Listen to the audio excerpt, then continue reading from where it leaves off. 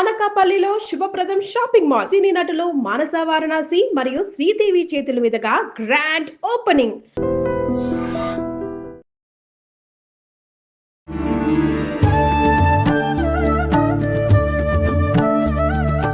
నమస్కారం, welcome to I dream. ధర్మ మార్గం విత్ విజిత కార్యక్రమానికి స్వాగతం. ప్రస్తుతం మనతో పాటు ఉన్నారు ప్రముఖ ఆధ్యాత్మికవేత్త, హనుమత్ మరియు శ్రీ విద్యా ఉపాసకులు బ్రహ్మశ్రీ శివయోగి సిస్లా జయశంకర్ గారు. ఇప్పుడు గురుగారితో మాట్లాడి మరిన్ని విషయాలు తెలుసుకుందాం. నమస్కారం గురుగారు. ఆయుష్మతి భవ. గురుగారు, లలితా సహస్రనామాలు అని చెప్పుకుంటున్నాం. అసలు ఈ లలితా సహస్రనామాలు మంత్రంగా తీసుకోవచ్చా, శ్లోకంగా తీసుకోవచ్చా, అసలు ఏ రకంగా తీసుకోవచ్చు? ఇది ఒక శాస్త్రంగా భావించవచ్చా, ఏ రకంగా భావించవచ్చు అంటారు? చాలా మంచి ప్రశ్న అమ్మ. మానవుడికి, అమ్మవారి భక్తులకి ఏవి కావాలంటే అవి ప్రసాదించే విద్య ఇది లలితా విద్య. అందుకని ఇది లలితా సహస్రనామ స్తోత్రమని ప్రజాబాహుళ్యంలో ఉన్నప్పటికీ కూడా ఇది ఒక శాస్త్రము.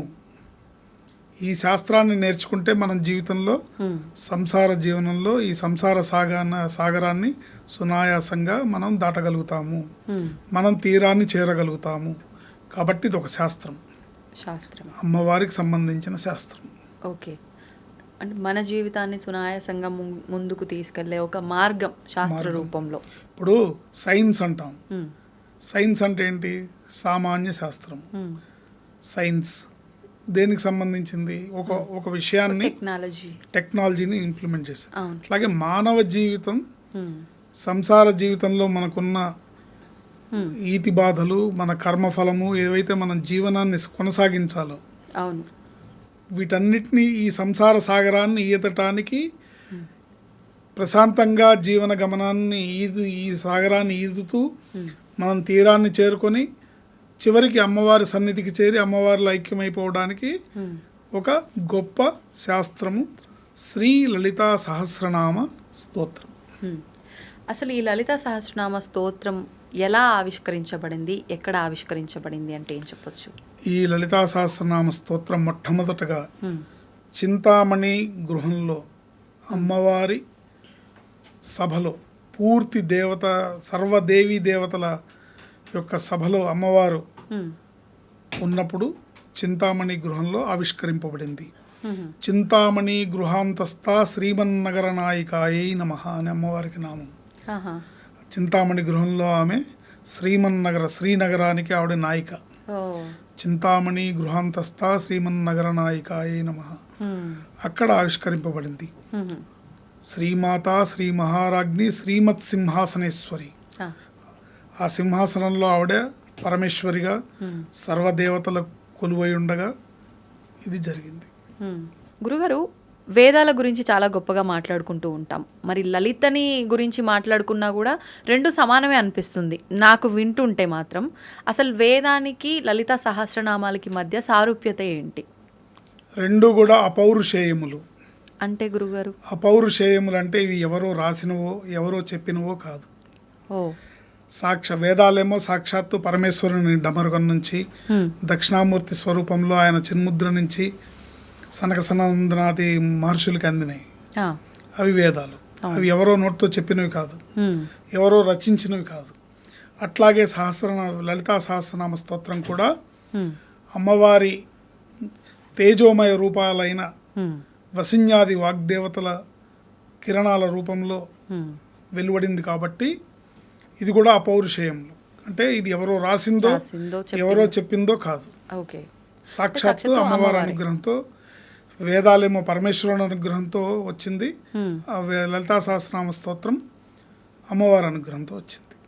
ఓకే, ఇప్పుడు ఈ రెండింటిని తీసుకున్నా కూడా రెండు మన జీవితాన్ని ముందుకు తీసుకెళ్ళడానికి, సులువుగా తీసుకెళ్ళడానికి ఒక మార్గంగా మనకు పనిచేసేవి. వేదం తీసుకున్నా, లలితా సహస్రనామాలు తీసుకున్నా. అసలు మరి ఈ రెండింటి మధ్య ఏదైనా వైవిధ్యం ఉంది అని చెప్పొచ్చా? ఉంటే అదేంటి? ఈ రెండింటి మధ్య ఉన్న ప్రధానమైన వైవిధ్యం ఏంటంటే, వేదం నేర్చుకోవడానికి చాలా శాస్త్రపరమైన ప్రమాణాలు ఉన్నాయి. అంటే వేదాభ్యాసం చేసుకోవాలంటే బ్రాహ్మడై ఉండాలి, అతనికి బ్రహ్మోపదేశం జరిగి ఉపనయన సంస్కారాలు జరిగి ఉండాలి, గురుముఖత వేదాన్ని అభ్యసించాలి. దానికి కొన్ని నియమనిష్టలు అన్నీ శాస్త్రం ఏం చెప్పిందో ఆ ప్రకారం వేద విద్యను అభ్యసిస్తేనే వేద విద్య వస్తుంది. ఓకే. ఖచ్చితంగా దానికి హ్మ్. ఖచ్చితమైన నియమ నిష్టలు ఇవన్నీ కూడా ఉన్నాయి దానికి. అంటే దానికంటూ ఒక అర్హత ఉండాలి. ఉన్న వాళ్ళే వేదాన్ని నేర్చుకోగలుగుతారు. ఎవరు పడితే వాళ్ళు వేదాన్ని నేర్చుకోలేరు. ఇవాళ నేను వెళ్ళి వేదాన్ని నేర్చుకోలేను. కానీ మా అబ్బాయిని నేను వేదంలో వేశాను.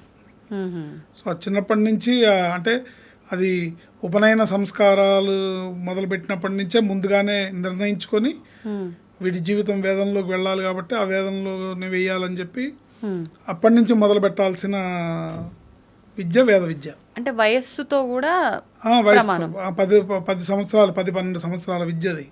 ఇప్పుడు జీవితాంతం అందులోనే బతకాలి. వేదం నేర్చుకోవచ్చా గురుగారు? ఆడవాళ్ళు కూడా వేదం నేర్చుకోవచ్చా? శాస్త్ర ప్రకారం నేర్చుకోకూడదు. ఓకే. కానీ లలితా సహస్రనామ స్తోత్రం కూడా అమ్మవారి నుంచి వెలువడినప్పటికీ కూడా దీనికి నియమ నిబంధనలు సాధారణంగా ఉంటాయి. ఓకే. అంటే అంత కఠినంగా ఉండవు. వేదాభ్యాసానికి నియమ నిబంధనలు కఠినంగా ఉంటాయి, చాలా ఉంటాయి. ఓకే. ఎవరు పడితే వాళ్ళు నేర్చుకోలేరు.